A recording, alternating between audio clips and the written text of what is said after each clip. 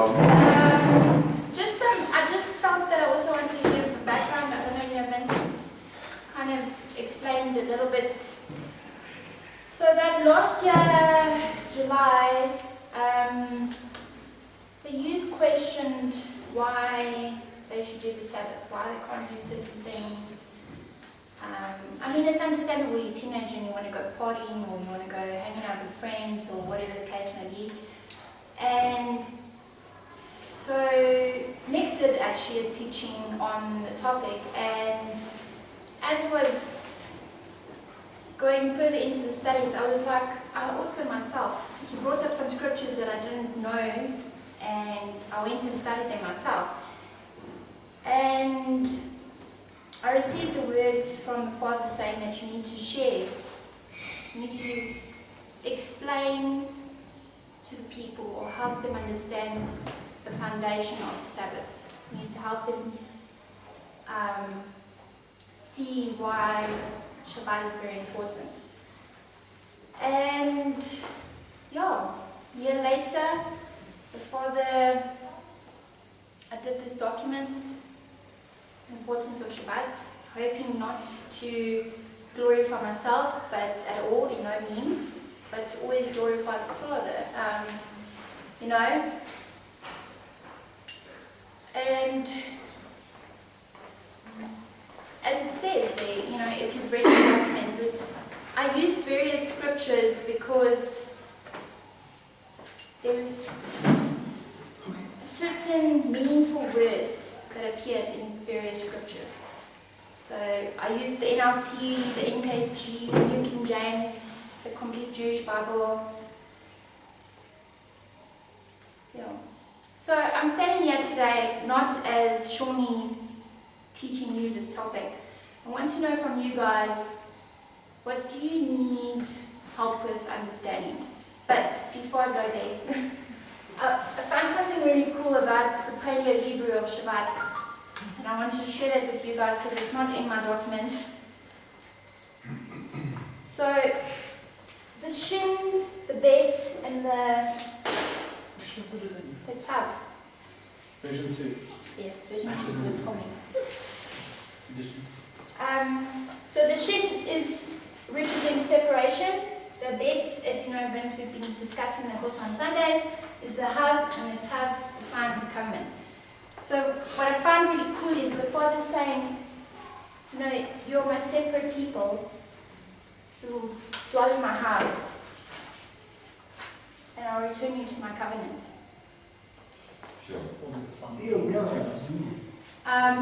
In Psalm 27, which I've also been reading a lot this week, it says, one thing that I seek the most, and that is to dwell in the house of the Lord all the days of my life. And that was like, when I read Psalm 27, I was like, wow. I will want you to dwell with Him. You are separated for His purpose, and He's returning you back to His covenant. What song is that? Psalm 27. Then, something interesting I found this morning. Does anyone know what that is? It's a word. What that word is? It's the Hebrew word. That word is 7. Same letters in Shabbat as 7. Except for the ayin and the tav. I've also a question for I have a question. Shiva was saying Shabbat, it sounds a little bit the same. Same root words, root letters. So, if you thought that 7 Sabbaths wasn't really linked, they are. 7 weeks. 7 weeks. Shabbat. Yes. Cool. Any questions? Question, even the Pali Hebrew, just what I read from your document, I think it's almost different. The set upon ones will have the right to stay, dwell in my house if they keep my covenant. Correct. What was your interpretation of the Paleo Hebrew? I missed that section. What was that? He chose us to be separate, to dwell with Him in His house, and He restores us to His covenant. So I suppose you could also look at it as when you separate your house to observe the Shabbat, set it apart. It shows everyone that the sun's You coming. come and keeping people inside the state. You should be home on Shabbat, Yeah. not traveling. Yeah. No. I'm just saying when you observe Shabbat in your house, you are separating yourself from the world. I'm saying in addition. Yeah. Yeah. Yeah. Or you're in God's house, you abide by God's mitzvah. Covenant, yeah. So that shows that, the one verse I liked when I read through the document was that, I guess I've read it before, but sometimes you glance over things you don't pick it up. They said, let me paraphrase it, the Shabbat is a sign that He sanctifies us. And that was, for the first time I actually read it and thought about it, and I was like, why wouldn't you want that sign in your life? There was something special. There's something special. Here's our sanctification. It's a gift. The big hand. I have tried my very best to actually get to the bottom of this thing about making fire on Shabbat and stuff too. But I don't really know where to draw the line, and Krista was really wanting to be here today, sorry to put it. But we're still trying to find, as parents you have to be united. So we have to know where to draw the line. When kids come and ask, can we do this, can we do that, you need to know, together you need to say no. So they don't try the one and try the other because that causes trouble. So, do you have a braai? No, because you're cooking. Yes, I can sit around the bonfire. I can warm my house with a fire. It is. Please just tell me where to draw the line because I don't know. Well, I guess firstly I have to say you guys have to pray about it together, because for me it's like no fire. If someone wants to light a smoke, I'm like, oh, you can't. You make me fire. So you can't use your cell phone then either. I know, that's exactly. I'm on drive. I'm not going to get you. So I'm thinking I'm going to go all orthodox on him already.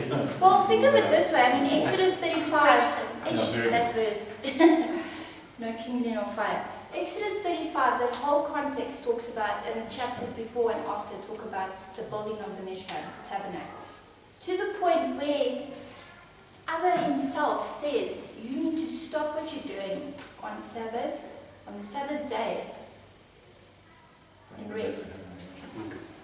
Okay.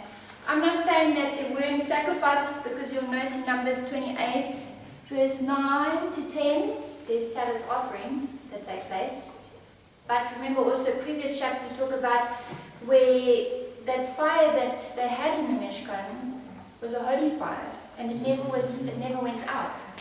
They kept it going with the coals, with the separated. Okay, to keep it going is different. Because also when you do Pesach, you burn up whatever's left over there, and that already goes into the Sabbath. Yes, So, and yeah, Pesach it now says, I'm confused. and Pesach it says, do what you need to do. Yes, because you couldn't cook the... You also need to understand. Stoking the fire is the same thing as kindling. Yes. The fire is made before the Sabbath, it's fine. But and the Torah, you can't stoke it, you can't kindle. Yeah. We light our candles with the time and Jewish people.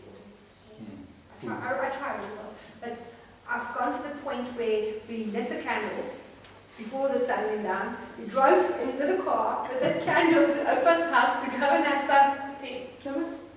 I'm trying to do the best I can, and I feel like I'm failing. No.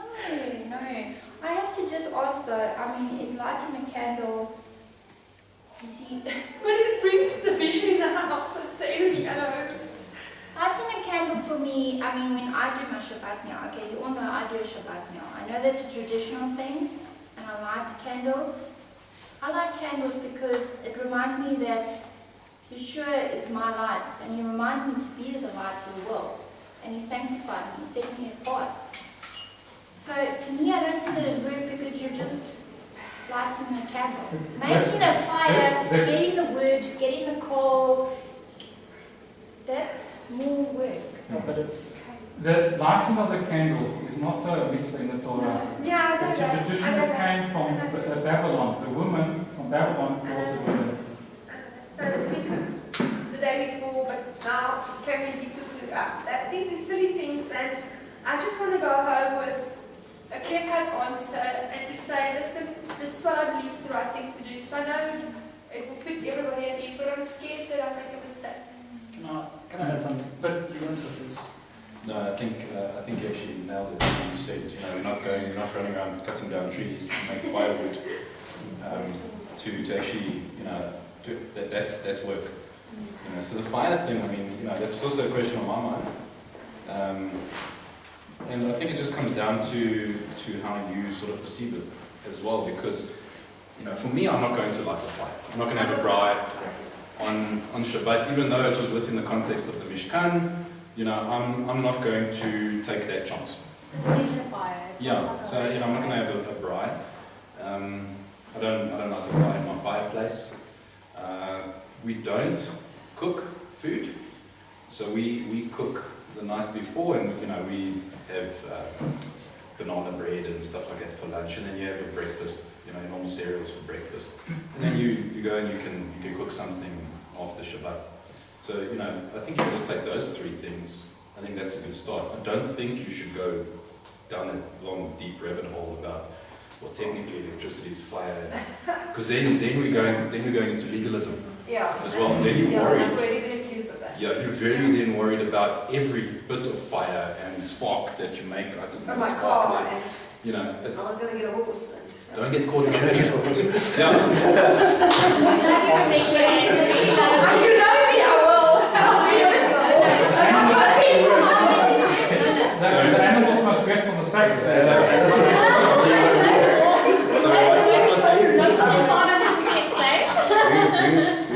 Yeah, one more thing.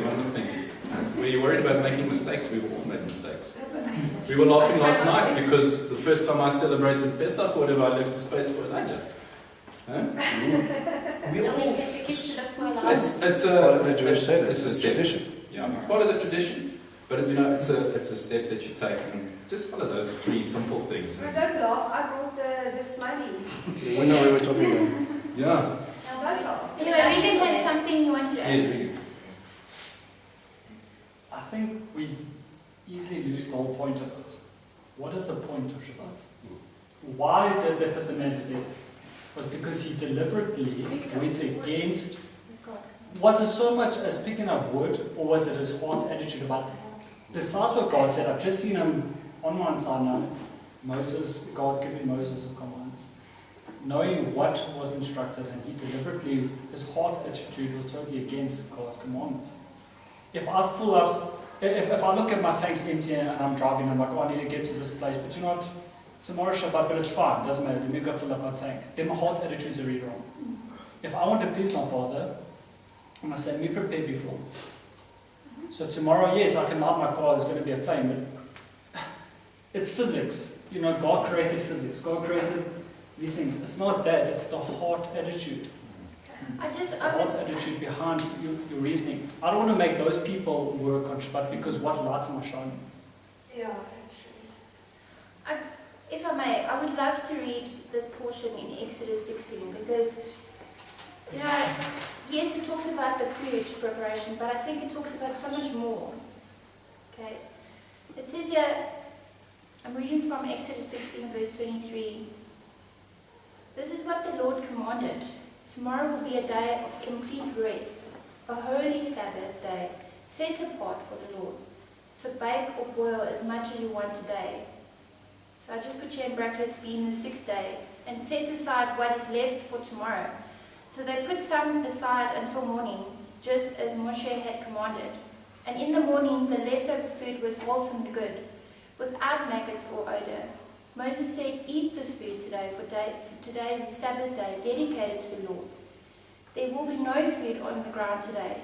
You may gather the food for 6 days, but in the 7th day is a Sabbath. There will be no food on the ground that day. Some of the people went out away on the 7th day, but they found no food. The Lord asked Moses, how long will these people refuse to obey my commandments and teachings? they must realize that the Sabbath is the Lord's gift to you. That is why He gives you a 2-day supply on the 6th day, so there will be enough for 2 days. On the Sabbath day, you must each stay in your place. Do not go out to pick up food on the 7th day. So the people did not gather on the 7th day. I just want you to note there, it's a gift. It's set aside for Him. Their heart attitude, as Regan pointed out, was wrong. They went out thinking, okay, well, we'll just disobey God and go out on the 7th day and collect food. And when they found nothing, they realized. No, that's something. Okay, if we look at the creation story, God on the 7th day said, I rested and He was happy with His creation. If we to follow God, we're supposed to rest and enjoy God's creation. For instance, say it's a freezing, you live in Russia, it's Shabbat, you don't have electricity, it's freezing cold, your kids are freezing, you're not happy. Is God going to smite you or be upset with you because you make a fire to get warm? No. I don't Because He'd rather you be joyful, celebrating what He's done, celebrating Him with your family. It's not so much about the fire, it's not so much about the things, It's the heart. it's about preparation. But obviously, there's certain things like, okay, am I going to go to the shops now on Shabbat to get the wood? You should That have also gone now, on Thursday, yeah, we should Friday. prepare. But if the stuff's prepared, I don't see the Father's heart in that. Then you lose the Father's heart. I don't know if I'm wrong, please. I think with this thing is again, like Israel pointed out, you can already, if you're sitting in the heart of Russia and you're freezing your bum off, you're probably freezing your bum off on Friday afternoon already. So if you've already started the fire and now you kindle it, it's fine. Chas v'chalila, God forbid that the fire goes out, and then you sit there and you make a choice between life and death for your kids. God protect you from ever being put in that situation. But if you have prepared, you're just adding to a fire that's already there, which is again is permitted. The essence of this creation thing is very much the case of, and when it comes down to the nitty-gritty, we always have to go back to Mashiach, right? What did we see Messiah do on Shabbat? Healing. Right, that, right? Stop writing. Okay.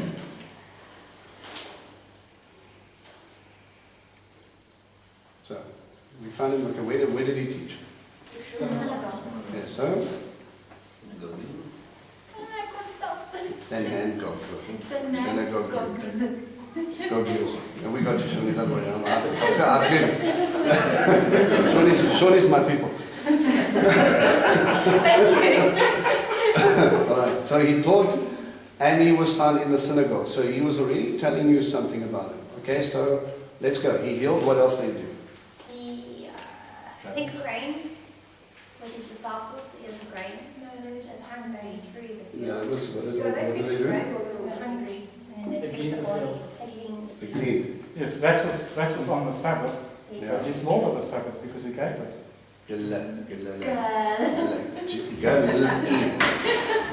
Yeah. It's shorter in Hebrew. Galil. It's shorter. It's easier. G-L-E-A. Gimel Lamed Yud Lamed. Right. So he cleaned on Shabbat, right? Right? So, all right. So what we find is now, again, you can chase and understand this. I think this is where we get stuck. Nick mentioned this rabbit hole. How did... Sorry, just one correct. He didn't glean the field. He just picked a bit to sustain himself. Yes, not the Gleaning entire the field would be something very different. That would be business to make money. Okay. Eat. Right. How do we go from looking at breaking up Shabbat and the creation story which we can put in to where we can look at where rabbinic Judaism is sitting at now? Okay, right? They took what it means to create And then they put all the root words around it that was associated with that, and then they started going, it could be that, could be that, could be that, could be that, could be that, because we wanted to look to God to see exactly what He rested from. But I think if you're so busy about stopping creation and you forget that He turned to look at creation, we forget about what He did. Right? And this is where I'm alluding to. We need to take into context, and this is now, Shawnee's done something nice for you guys to give you references of what we have, and there's very little reference of what you're not allowed to do on Shabbat. And there's very little reference in Scripture about what you should do on Shabbat. That comes back to Yeshua, right? So he sits there, and all of a sudden we find, as was the custom, he's sitting in a synagogue. What is that telling you already? What is Father's heart telling you? Holy convocation. Holy convocation is about getting together, right? If we get together as a community, and that's what a synagogue was. It was a community hall. We all stayed in Capernaum, we all walked to the synagogue, and we sat down together as family. What was our heart's desire on Shabbat? To get closer to the Father. What is reading Torah going to do for my relationship with the Father? Bring you closer. Right. And what am I focusing on? God. I'm focused on the Creator. Now this is something we don't often discuss. Shabbat is about not just looking at the creation, but for the creation to look to God. Right? We have a opportunity to focus on the Creator on His day, which is Yeshua. He's showing us what exactly Father's heart was. Let go of all the world stuff and focus on God in His day. Right. That led to healing. Now, Pharisees and that obviously, that they particularly enjoyed the idea of healing on Shabbat. No, they didn't. Okay? So again, now you're bringing in the creation and bringing and making someone's holy. Said their heart is, if you can heal, do it on Yom Rishon, Sunday, do it on any other day. Why do you have to do it on Shabbat? Okay? And again, they don't want anybody to work. Now, why then did Yeshua, knowing this, heal anyway? It's good to do good on Shabbat. Good to do good on Shabbat, what else? And it will bring them back, like I said, back to that person being healed would see the miracle of God and they would be Which is going to? hold the relationship back. Which is going to make you focus more on? God. On the Creator again, right? Well, doesn't the Torah do that anyway, it tells us? So just sitting reading it, Remember, again, physically, understand that. spiritually, you actually are in synagogue healing anyway. Torah doesn't do anything until you practice it out. Yeah, it's an action. Right? It's an action thing. But let's put it into context into one of his miracles. The man with the withered hand. Okay. So now you're growing up in a synagogue. Okay, Capernaum, they believed, was 1,500, maybe 2,000 people at most in the time of Messiah. Okay? So you've got a group of people coming in and are sitting around there, right? You have to go out for 6 days, fish, plant, harvest, beat, winnow. You have all these agricultural things to do for the point of survival, right? Yes. Okay. How much can the man with a withered hand do? You think he's going to be as productive? No. Right. Let's take it back again. So someone else has to help him or pick up his share to compensate for his other hand, right? Am I being, you agree, yes or no? Yes. Okay, right. You're talking about physical activity. He's not going to be pulling up big fishing nets, right, the way the other men do, right? So he's probably going to be getting in the way considering their boat is like from here to where Frankie is. Okay? So now you're sitting at this point. The man with the withered hand again, now all of a sudden becomes a burden on his community. You, with any sort of physical impediment, at any given time, how many of you have cried out to God and asked Him why you haven't? And you feel like a burden on other people. Nice feeling? No. So you look to God for healing, yes? Yes. Which day, in all the days, would be a time of restoration and that you can focus on the Creator? Shabbat. Right? It is again, it's a sign of covenant. The covenant that He will be your God and you would be His people. Right. So on his time, when we're focusing again on the Creator, he's not only restoring a relationship between a man with an impediment, who might have had the question, although he came to terms with it, why did Abba make me this way?